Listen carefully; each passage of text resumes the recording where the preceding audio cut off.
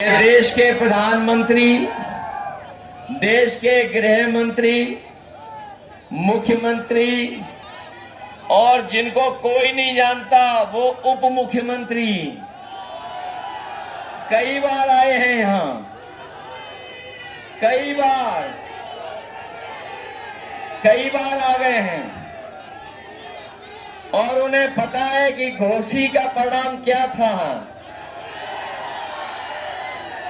उन्हें जब घोसी का परिणाम पहले ही पता है तो सोचिए क्यों आ रहे थे वो इसलिए आ रहे थे कि आप अपने वोट के दिन सावधान रहना। बताओ, वोट के दिन आप लोग सावधान रहोगे कि नहीं रहोगे? जहां इन्होंने किसानों को धोखा दिया था, वहीं हमारे नौजवान जानते होंगे कि एक एक नौजवान को इन्होंने जब कभी परीक्षा देने गया तो इन्हें धोखा मिला है। कोई परीक्षा ये सरकार नहीं करा पाई।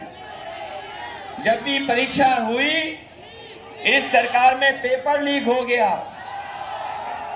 और पता नहीं कहां पर लीक है जो अभी तक सरकार लीकेज नहीं रोक पाई है। बताओ, पेपर लीक हुए कि नहीं हुए? और जो नौजवान जानता होगा, जिसने परीक्षा की तैयारी की होगी, पढ़ा लिखा, अभी तक जितनी भी परीक्षाएं हुई हैं सब परीक्षाओं के पेपर लीक हो गए। और याद रखना नौजवान साथियों, ये पेपर लीक नहीं हुए हैं, इस सरकार ने जानबूझ करके पेपर लीक कराए हैं और इसलिए पेपर लीक कराए जिससे नौजवानों को उन्हें नौकरी न देनी पड़ जाए। इन नौकरी की वजह से न केवल आपका भविष्य अंधकार में डाला है, बल्कि हमारे नौजवान साथियों सोचना जा करके घर बैठ करके पिछले 10 साल में जो आपको बेरोजगार बनाया है, नौकरी नहीं दी है, आपका 1/3 जीवन इन्होंने बर्बाद करने का काम किया है। 1/3 जीवन बर्बाद कर दिया। और यहाँ का मऊ का नौजवान, यही गाजीपुर, बनारस, आजमगढ़ और आसपास के गोरखपुर के नौजवान तैयारी करते थे फौज की। वो खेतों में दौड़ करके, मैदानों में तैयारी करते थे, दौड़ दौड़ करके सुबह इस बात की तैयारी करते थे, सोचते थे कि उन्हें फौज में नौकरी मिल जाएगी और नौकरी मिलने के बाद वो वर्दी पहन करके देश की रक्षा करेंगे।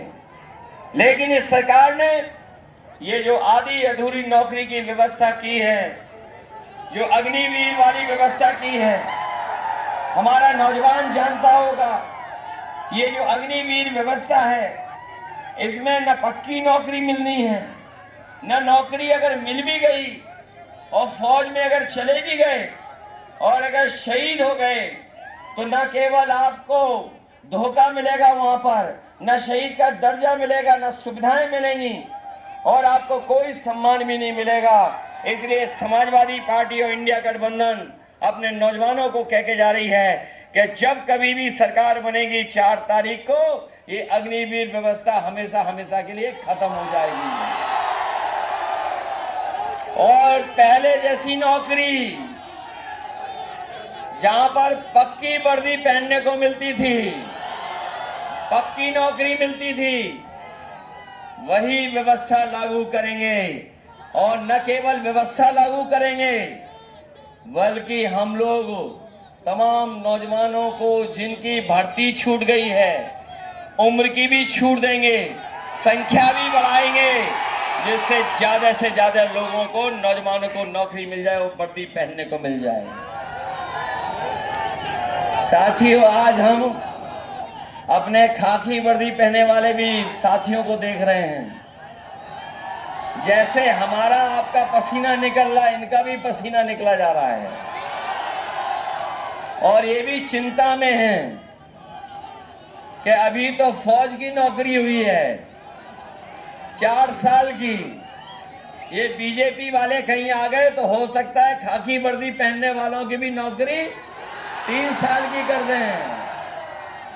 इसलिए हम इन्हें, अपने खाकी पहनने वालों को भी सावधान करने आए हैं। जब ये बात मैं कहता हूं तो ये पत्रकार साथी पूछते हैं हमसे कि बताओ कैसे हो जाएगी ये हमारे खाकी वर्दी पहनने वालों की। तो मैंने जवाब में कहता हूं कि बताओ अभी तक जो बीजेपी ने फैसले लिए हैं, क्या आपको पता था वो ऐसे फैसले ले लेंगे? क्या आपको पता था कि रेलवे स्टेशन बेच देंगे? क्या आपको पता था ट्रेनें बेच देंगे? क्या आपको पता था हवाई अड्डे बेच देंगे?